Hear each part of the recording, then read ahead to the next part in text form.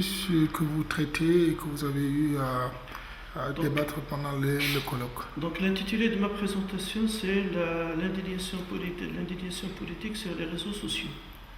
Là, donc je me suis intéressé comment les citoyens interviennent dans les réseaux sociaux de manière et comment l'indignation sur les réseaux sociaux peut présenter une nouvelle forme de participation politique, notamment des jeunes et des citoyens ordinaires. Je veux dire, on a toujours tendance à parler de la participation politique dans sa signification traditionnelle, alors qu'on voit qu'il y a une reconfiguration ou un renouvellement des formes de participation et d'intervention politique, notamment de discussion et de débat sur des thématiques d'actualité qui intéressent les citoyens, le citoyen dans ses divers intérêts quotidiens et même à propos de tout ce qui est avenir, tout ce qui est projet. Donc je suis le docteur Aïssa Merad de l'université de Béjaïa en Algérie. Est-ce que vous pouvez nous parler globalement du sujet que vous avez traité? L'intitulé de ma communication est l'indignation politique sur les réseaux sociaux. Très bien. Quelle est la problématique? La problématique, je me suis intéressé comment les citoyens ordinaires, les acteurs publics et notamment les jeunes, comment ils interviennent dans les réseaux sociaux de manière à s'exprimer, à débattre des questions de l'actualité qui marquent l'agenda national et voire l'agenda international. Autrement dit, devant peut-être le contrôle des espaces publics traditionnels, donc les jeunes ont trouvé de nouveaux espaces et ont conquis de nouveaux espaces pour s'exprimer, pour débattre, pour discuter de toutes ces questions qui les concernent en tant que citoyens. Quels sont aujourd'hui les résultats auxquels vous êtes arrivés après ces longues études? Oui, l'un des résultats, c'est qu'on a tendance toujours à dire que les citoyens ne s'intéressent pas à la politique, les jeunes ne s'intéressent pas à la politique, chose qui a été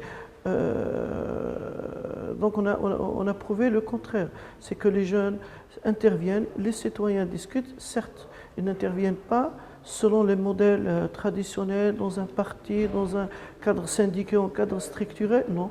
Ils ont de nouvelles formes, et de nouvelles formes, qui veut dire on n'est pas obligé d'être dans un parti ou dans un syndicat ou dans une institution pour parler politique, non.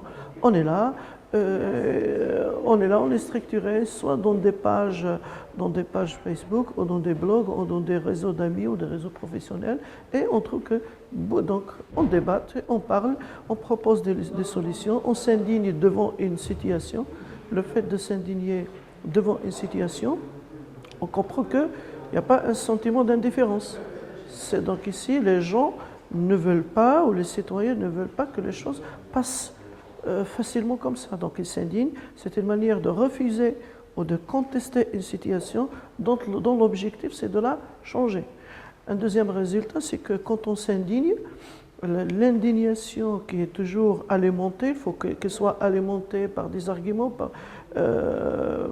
développée par d'autres explications. Avec le temps, on trouve que ces citoyens qui sont au début, entre parenthèses, comme des politiciens amateurs, ils font une sorte de socialisation avec la chose politique. Je veux dire, donc il y a une certaine formation. Et en même temps, avec ces indignations et ces discussions, il y a une prise de conscience de la précarité d'une situation, de la gravité d'une situation. Donc, c'est une situation à changer. Donc, il y a une sorte de prise de conscience, une formation, et c'est ce qu'on appelle ici, il y a tous les ingrédients d'une prise de conscience et surtout des ingrédients d'un engagement, donc des sources de l'engagement et de mobilisation citoyenne. En quoi les réseaux sociaux ont contribué à cette amplification de ce phénomène? Oui, déjà, par exemple, déjà le citoyen, quand il est sur les réseaux sociaux, quand il est dans une page, quand il y a beaucoup de commentaires, quand il a beaucoup, et il partage, il commente, et il rediffuse, il fait des liens, il fait des vidéos. Donc déjà le citoyen, il se sent qu'il n'est pas seul. Donc il y a toujours une majorité, certes une majorité qui n'est pas visible dans la réalité, mais c'est une majorité qui est dans ces réseaux sociaux. Ça veut dire qu'elle n'est pas seule à s'indigner ou à refuser une situation donnée.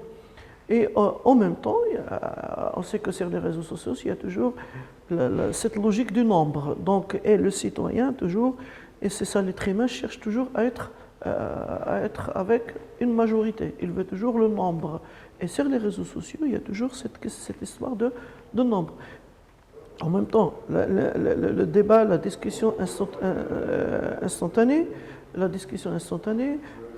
facilité d'interactivité, il y a une facilité d'interactivité, facilité d'échange, et en même temps, il y a ce qu'on peut publier en public, et il y a toujours, on peut publier en même temps, on peut avoir des échanges en message privé. Donc, pour dire que l'individu s'exprime toujours. Voilà. Très bien. Et votre dernier mot sur le colloque, sur le colloque, donc le colloque est très intéressant. C'est déjà la thématique, une thématique non seulement d'actualité, une thématique aussi qui a été élargie pour toutes les formes d'intervention sur les réseaux sociaux. Donc dans le domaine politique, dans la culture, en économie, dans le social. Donc on a touché les différentes formes d'intervention des citoyens sur les réseaux sociaux. Voilà. Et surtout qu'on a pris ces réseaux sociaux, on a essayé toujours de les contextualiser. Dire, on ne les a pas pris dans un contexte donné. C'est-à-dire, on a essayé de toucher tous les terrains possibles, un terrain européen, un terrain occidental, un terrain maghrébin, en Afrique, au Canada. Donc on a touché les différentes nationalités, de différentes cultures. Donc ici, c'est ce qu'on appelle de différents terrains et contextes socio-culturels. Merci voilà. beaucoup.